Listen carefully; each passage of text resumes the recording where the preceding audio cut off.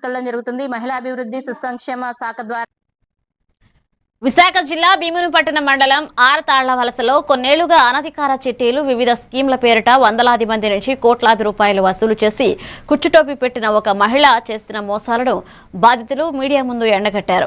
చిట్టీల పేరుతో ఎవరూ మోసపోవద్దన్నారు.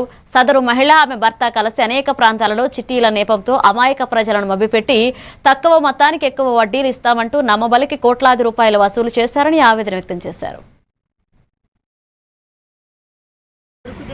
తెచ్చారు.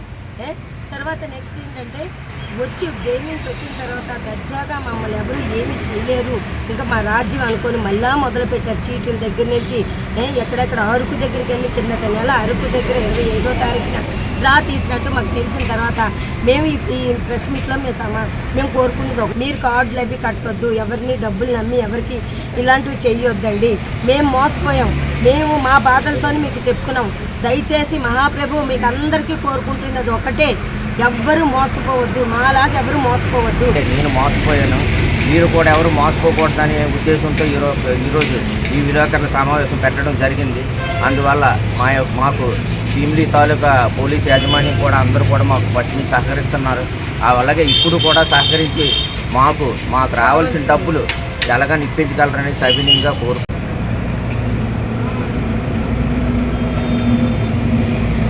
ఇంతమంది ఒకసారి 2-3 సార్లు జైలుకి వెళ్ళినా జైల్లో కూడా బిజినెస్ చేసి ఒక 50